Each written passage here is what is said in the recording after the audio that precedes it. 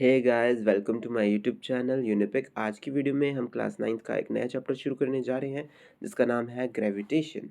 तो ग्रेविटेशन होता क्या है, ये सबसे पहले है आपको पता होना चाहिए। Gravitation is the force of attraction between two objects in the universe. मतलब दो ऑब्जेक्ट्स के बीच में फोर्स ऑफ अट्रैक्शन, उसी को क्या बोलते हैं, ग्रेविटेशन। ठीक है, सेब का और धरती का फोर्स ऑफ अट्रैक्शन, ठीक है, आपस में आकर्षण। यूनिवर्स में जो भी चीज़ें ऐसी होगी उसी को क्या बोलेंगे, ग्रेविटेशन की वजह से। ठीक है, gravitation may be the attraction of the object by the earth.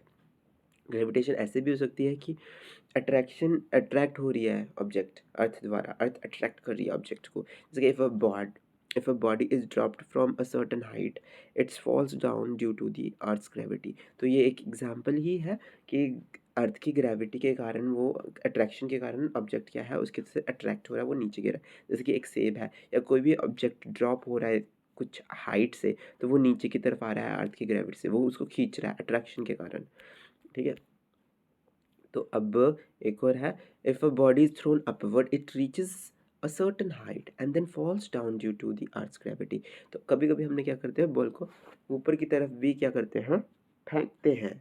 ठीक है, तो वो ऊपर की तरफ कुछ टाइम के लिए जाता है हाइट तक, लेकिन फिर वापस क्या होता है, वो ड्रॉप डाउन हो जाता है अर्थ की ग्रेविटी की वजह से। ठीक है, और क्या है, ग्रेविटेशन में be the attraction between the objects in outer space. अब ग्रेविटेशन ना अट्रैक्शन भी हो सकती है बाहर, स्पेस के बाहर भी। ठीक है, attraction between earth and moon, ये भी क्या है, gravitation. Attraction between sun and the planets, तो ये भी है, क्या है, ग्रेविटी की वजह से ही है। ठीक है, तो इसको देख सकते हैं, earth and moon, sun and planets. Earth और मून का देखिए, ये अर्थ एंड मून और सन और प्लैनेट्स। ठीक है, तो ऐसे देख सकते हैं, every object in the universe from the smaller atom to the larger galaxy is made up of matter and has a greater attractions to other objects the gravity greater attraction to other objects to objects the gravitational force between the two objects। थोड़ा complicated सा बना दिया उन्होंने। तो इनका all in all क्या कहने का मतलब है कि जो भी ऑब्जेक्ट है हमारे यूनिवर्स में है, छोटे से एटम से लेके बड़े से गैलेक्सीज तक, वो सारे मैटर के ही बनते हैं।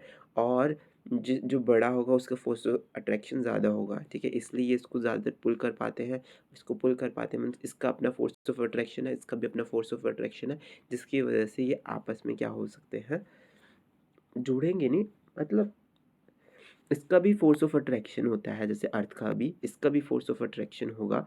तो ऐसे टच नहीं हो जाएगा, ऐसा नहीं है कि इसमें बिल्कुल ही नहीं है, हर एक बॉडी का होता है, लेकिन वो उसको दूर रहने में थोड़ा सा मदद करेगा। ठीक है, तो इसीलिए तो संभव है कि जो प्लैनेट्स रिवॉल्व करवा होते हैं सन के अराउंड, और सन रिवॉल्व करता है इसके अराउंड, किसके अराउंड, अर्थ के अराउंड। तो आई होप आपको ये टॉपिक क्लियर हुआ होगा। इससे रिलेटेड आपको कोई भी डाउट है आप कमेंट सेक्शन में पूछ सकते हैं। Thank you for watching it.